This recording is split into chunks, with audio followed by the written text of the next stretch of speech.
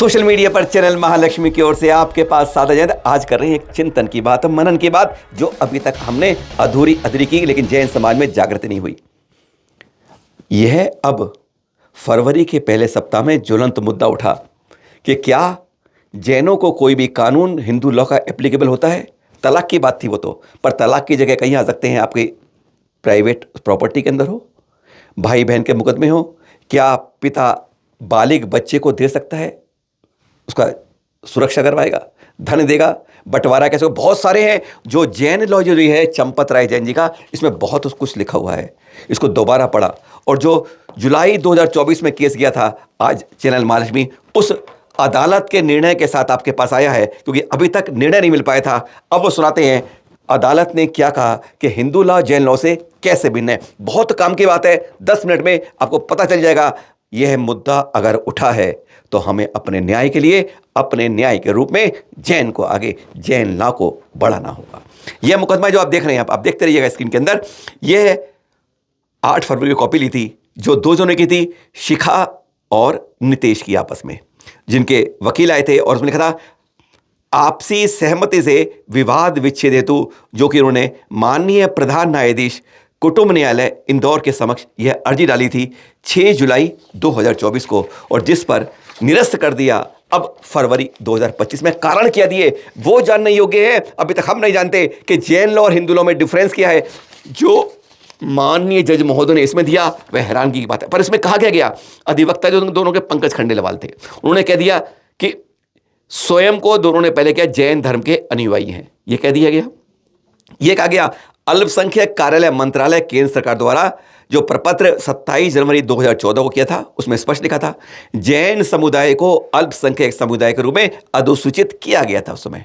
तो क्या किसी, अब सवाल उठाया जज महोदय के अनुसार कि क्या किसी अल्पसंख्यक समुदाय के अनुयायी को बहुसंख्यक हिंदू समुदायों से संबंधित व्यक्तिगत विधि जो इस प्रकरण में हिंदू विवाह अधिनियम से संबंधित है के अंतर्गत आशुतोष प्रदान के निर्णय दिया जा सकता है।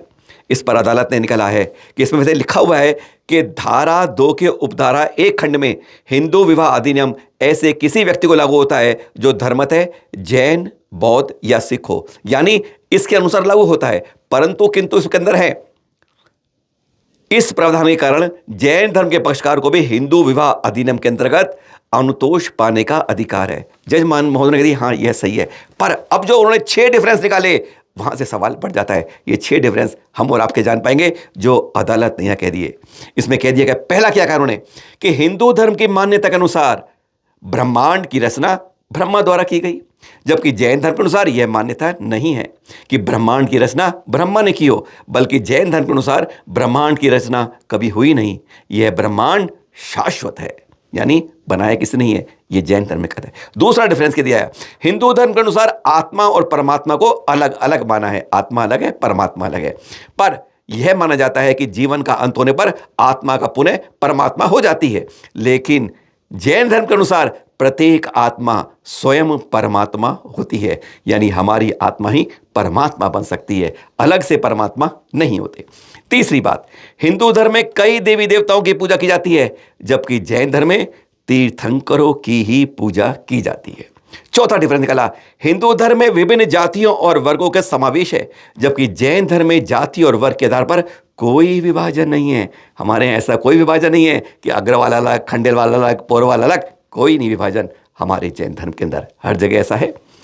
पांचवा डिफरेंस था, हिंदू धर्म में वेद, उपनिषद और स्मृति जैसे ग्रंथों को पवित्र माना जाता है, किंतु जैन धर्म में वेद एवं हिंदू धर्म के अन्य ग्रंथों को स्वीकार नहीं करते, और वहां पर वे आगम और सूत्र जैसे अपने पृथक पवित्र ग्रंथ हैं।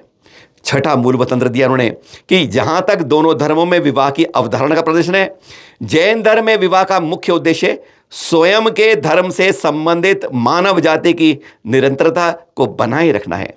जैन धर्म की इस अवधारणा में कोई धार्मिक उद्देश्य शामिल नहीं होता, जबकि हिंदू धर्म में विवाह की अवधारणा के अनुसार विवाह को एक पवित्र संस्कार माना जाता है। और यह जो अदालत ने दिया है डॉली रानी विरुद्ध मनीष कुमार चंचल के निर्णय 19 अप्रैल 2024 को सुप्रीम कोर्ट को इसको आधार माना है। अब क्या अल्पसंख्यकों को हिंदू लॉ में देना चाहिए। अदालत ने इसके अंदर स्पष्ट रूप से निर्णय दिया। आपको ये मूल कॉपी दिखा रहे हैं जो इस समय चैनल महालक्ष्मी ने वहां से लेकर आप तक पहुंचाई है कि हमें समझना चाहिए कि अंतर क्या है। मार्च अप्रैल 1947 में जैन संविधान सभा के सामने जब जैन धर्म के अनुयायी आए, उन्होंने अल्पसंख्यक धार्मिक समुदाय के रूप में मान्यता की मांग दबी कर दी थी और 2014 में उन्हें मान्यता मिली। इससे स्पष्ट है कि जैन धर्म के अनुयायियों को भी धार्मिक एवं सामाजिक मान्यताओं और परंपराओं में स्वतंत्र रूप से पालन करने का संवैधानिक कॉन्स्टिट्यूशनल राइट है। यह अदालत ने इसमें स्पष्ट लिख दिया। उन्होंने लिखा है नीचे इसमें, इस संबंध में 10वीं शताब्दी में कैसे निर्णय होगा। आचार्य श्री वर्धमान सूरेश्वर जी महाराज द्वारा रचित ग्रंथ आचार्य दिनकर ग्रंथ का उल्लेख किया जाना आवश्यक है अदालत के निर्णय में, जिसके 14वें खंड में जैन मान्यताओं के अनुसार विवाह के लिए किए जाने वाले संपूर्ण अनुष्ठानों का उल्लेख किया है जो हिंदुओं से विभिन्न करते हैं। जिसके अनुसार जैन विवाह विधि में स्थापना विधि, आत्मरक्षा, मंत्र स्नान, क्षेत्रपाल पूजा, मनगौड़ बंधन, अरिहंत पूजन, सिद्ध पूजन, गांधार पूजन, शास्त्र पूजन, 24 यक्षिणी पूजन, दिक्पाल युष्मन, 16 विद्यादेवी पूजन, 12 राशि पूजन, नवग्रह पूजन, सत्याविष पूजन, चौरण प्रतिष्ठा, विधि प्रतिष्ठा, हस्त मिलाप, प्रदक्षिणा 4 बार आदि का इसमें 7 प्रतिज्ञा, आरती, क्षमा याचना के अभी उल्लेख है। इससे स्पष्ट होता है कि यह हिंदू धर्म में उल्लेखित विवाह विधि से बिल्कुल भिन्न है। यह हम सबको मानना होगा।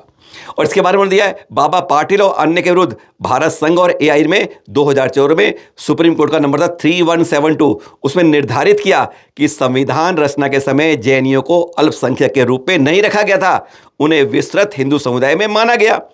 पर अब बनाने के पश्चात हिंदू की परिभाषा में जैन को शामिल किया गया था, किंतु न्याय दृष्टांत में यह उल्लेखित किया गया कि हिंदू धर्म भारत का एक सामान्य धर्म, एक सामान्य आस्था है, जबकि जैन धर्म एक विशेष दर्शन वाला धर्म है। इसलिए एप्लीकेशन को रिजेक्ट करते हैं। और इसमें जूनियर विरोध सचिव जो है प्रबंध समिति कन्या का यूपी बेसिक शिक्षा परिषद में भी सुप्रीम कोर्ट ने 2974 में भी एक निर्णय दिया था 29 मई 2001 को, जिसमें मध्य प्रदेश राज्य में जैन समुदाय को अल्पसंख्यक समुदाय घोषित किया गया है और जिसमें जैनों को एक प्रथम ध्रुव में मान्यता दी गई है। इन्होंने इसमें पूर्व राष्ट्रनीति को लिख दे दिया है राधा किशन जी का, कि उनकी पुस्तक भारतीय दर्शन खंड 1 में इसका स्पष्ट उल्लेख किया है कि भागवत पुराण इस मत का समर्थन करता है कि जैन धर्म के संस्थापक ऋषभ देव थे। ईसा पूर्व पहले शताब्दी में भी लोग पहले तीर्थंकर की पूजा करते थे। यजुर्वेद में इनके 3 ही तीर्थंकर ऋषभ, अजित और अश्नेमी का उल्लेखित नाम है। पंडित नेहरू ने भारत एक खोज में भारत का इनका उल्लेख किया है, यानी उन्होंने प्रमाण देते हुए स्पष्ट कर दिया है इन 9 पेज के निर्णय के अंदर कि जैन धर्म और हिंदू धर्म अलग अलग मान्यता है। हीराचंद गंगा जी का विरोध दिया उन्होंने सोचपाल के अंदर कि यह सोचना गलत है, जैन मूलतः हिंदू थे। इसी तरह कुमार सिंह निर्णय में इस तरह के उन्होंने कई निर्णय दिए और अंत में फिर उन्होंने यह भी कह दिया, उपरोक्त संपूर्ण विश्लेषणों से यह तथ्य निश्चित रूप से प्रमाणित होता है कि जैन धर्म निर्विवाद रूप से हिंदू धर्म का हिस्सा नहीं है। जैन धर्म के अनुयायियों को लगभग 100 वर्ष पुरानी मांग स्वीकार करते हुए केंद्र सरकार ने 27 जनवरी 2014 को उन्हें अलग रूप से अल्पसंख्यक समुदाय में अधिसूचित कर दिया है। यह भी कहा, इसलिए स्थिति में हिंदू धर्म के मूलतः वैदिक परंपराओं के सिर से नकारने वाली पूर्व उल्लेखित 2014 की राजपत्र अधिसूचना को स्वयं बहुसंख्यक हिंदू समाज से पृथक माना गया है। और उन्होंने फिर 4-5 उल्लेख करते हुए स्पष्ट कर दिया कि जैन धर्म का निर्णय हिंदू लॉ में क्यों नहीं किया गया। विभिन्न मुकदमों में यह उन्होंने पेज नंबर 8 और के ऊपर स्पष्ट रूप से करते हुए निर्णय भी दे दिया। उन्होंने स्पष्ट कह दिया कि उपरोक्त संपूर्ण विश्लेषण के आधार पर यह निष्कर्ष दिया जाता है कि हिंदू धर्म की मूलभूत वैदिक मान्यताओं को अस्वीकार करने वाले, स्वयं को बहुसंख्यक हिंदू समुदाय से अलग करके अल्पसंख्यक समुदाय के रूप में स्थापित कर चुके जैन धर्म के अनुयायियों को जब 27 जनवरी 2014 के पश्चात हिंदू विवाह अधिनियम के अंतर्गत अनुतोष प्राप्त करने का अब अधिकार कोई शेष नहीं रहा है। इसमें होता है, उनके क्या कहा वकील ने, उन्होंने ये कह दिया था कि भाई दोनों हिंदू विवाह से हुआ था। उसने तब भी इस तकरीर को नहीं माना था। उन्होंने कहा यह कारण है, जैन धर्म का कोई भी अनुयायी अपने जैन धर्म की हजारों वर्ष पुरानी सुस्थापित धार्मिक एवं सामाजिक परंपराओं का अभिवचन करते हुए कुटुंब न्यायालय अधिनियम धारा 7 के अंतर्गत अपने किसी वैवाहिक विषाद को निराकरण हेतु कुटुंब न्यायालय के सम्मुख करने के लिए वह पूर्णतः स्वतंत्र है। पर इसलिए इस आवेदन को खारिज करके अभिलेखागार को प्रेषित नियमानुसार कर दिया। यह किया गया हमारे धीरेन्द्र सिंह जी, जो प्रथम अतिरिक्त प्रधान न्यायाधीश थे कुटुंब न्यायालय इंदौर के। इसकी वजह से अदालत में, हाई कोर्ट में अपील चल रही है, वो इसके बारे में निर्णय देगी। 27 मामले इन्होंने रिजेक्ट किए इस अदालत से इसी बात पर। और ये जो है जैन रजिस्टर लॉ के अंदर, इस लॉ के अंदर चंपतराय जी ने सारी प्रॉपर्टी कैसे बंटनी चाहिए, पुत्री का अधिकार क्या है, माँ बाप को कब तक जिम्मेदारी संभालनी है, बहुत ज़्यादा दत्तापुत्र को जो है अपने अडॉप्टेड पुत्र लिया उसको, इसको आप पढ़िए।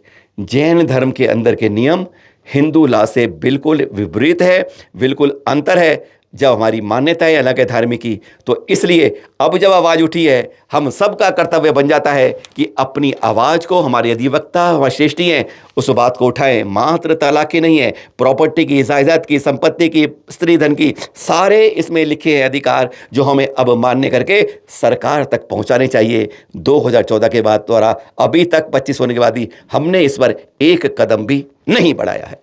लगा तो होगा आपको बोर है, पर यह जीवन की डोर है। हमारे नियम इस अनुसार हों तो कहते हैं सुबह की है नई भोर है। सादर जय जिनेंद्र।